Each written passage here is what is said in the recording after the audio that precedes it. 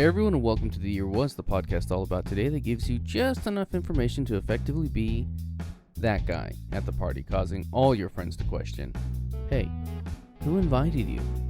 Like, seriously, why are you here?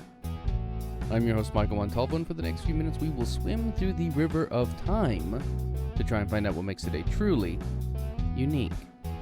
In this episode, we examine the events that occurred November 10th.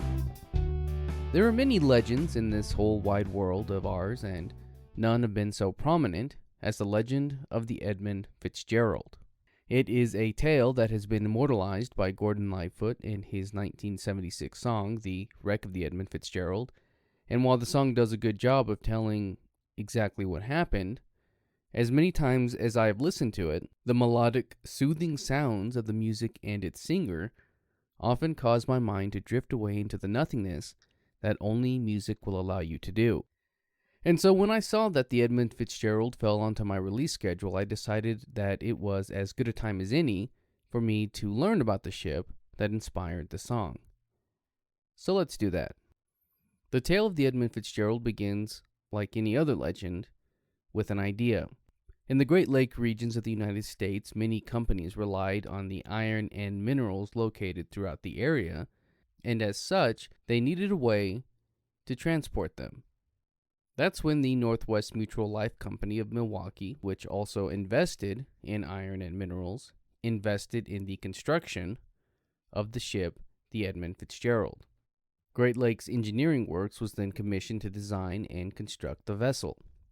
Construction began August 7, 1957, and was designed to be 729 feet long by 75 feet wide, and capable of carrying 27,500 tons. It had a horsepower of 7,500 and weighed an impressive 13,632 tons. This all made it, for the time, the largest carrier on the Great Lakes upon its launch.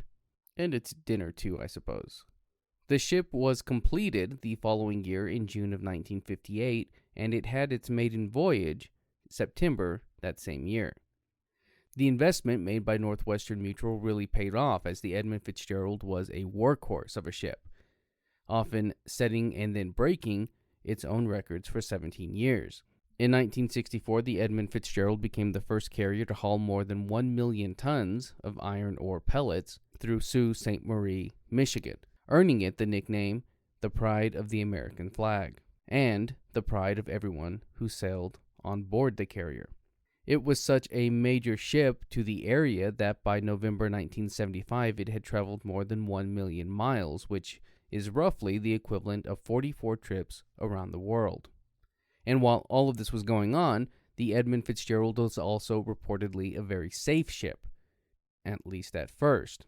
In 1969 it was awarded a safety award for its first 8 years, and then began a string of minor accidents not uncommon for ships in the area.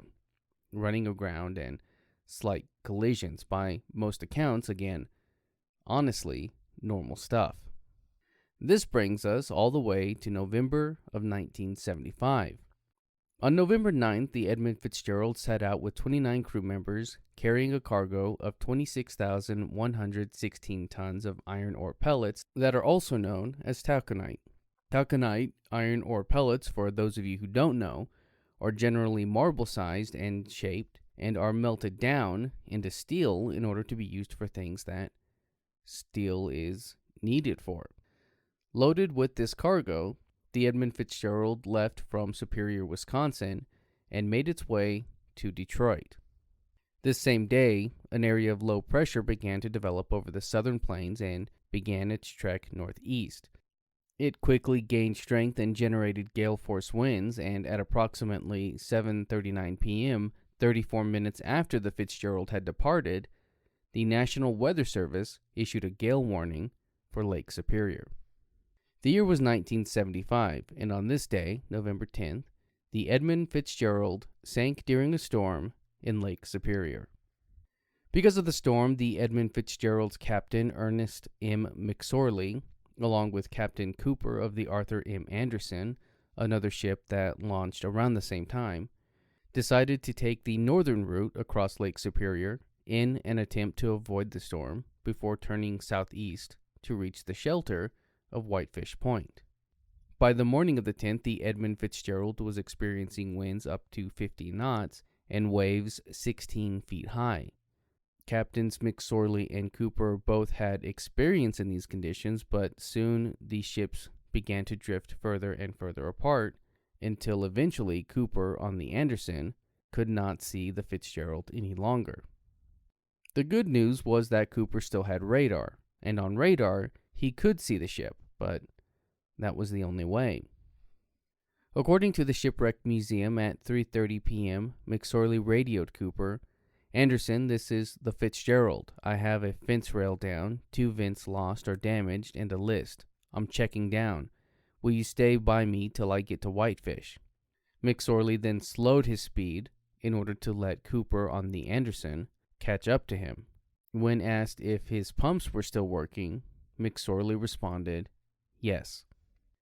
Radio communication continued on and off for the afternoon until 7:22 p.m. when the Anderson's first mate, Morgan Clark, radioed the Fitzgerald and received no response. Captain Cooper later wrote, "At this time, I became very concerned about the Fitzgerald. Couldn't see his lights when we should have. I then called the William Clay Ford to ask him if my phone was putting out a good signal and also if perhaps the Fitzgerald had rounded the point and was in shelter. After a negative report, I called the Sioux Coast Guard because I was sure something had happened to the Fitzgerald. The Coast Guard were, at this time, trying to locate a 16-foot boat that was overdue." As we know, the Edmund Fitzgerald sank, and the wreck of the ship now lays at the bottom of Lake Superior, 530 feet deep, 17 miles from Whitefish Bay. Of the 29 crew members on board, none of them were recovered. It is widely believed that the ship sank suddenly and without any distress signal. After the wreck, sonar searches were conducted by the Navy and Coast Guard in November of 1975, where 2 large pieces of wreckage were eventually located. In April 1977, the official report was released by the Navy, with the official cause of the sinking listed as "could not be conclusively determined," and that the most probable cause was the loss of buoyancy and stability resulting from massive flooding of the cargo hold. In 1980, Jean-Michel Cousteau sent divers down to locate the wreck. In 1989, the Michigan Sea Grant Program organized a 3-day survey to survey the wreck. On this trip, they recorded a 3D video to be used in museums and for educational programs. In 1994, diver Fred Shannon organized a dive and discovered the remains of a crew member still in a life jacket. Actually, while on the subject of finding a crew member, here's a bit of morbid trivia for you. There's an old piece of folklore that states that Lake Superior never gives up her dead. But why is this? Supposedly, it is due to the fact that the waters are so cold in the lake that the growth of bacteria is inhibited and the bodies don't make the gases needed for them to float.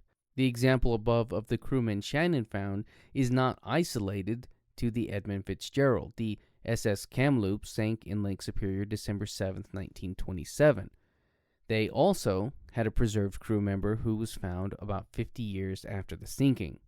The figure, known only as Grandpa or Old Whitey, was well preserved and has been left in the wreckage, although some divers claim that he will follow you if you are exploring the ship.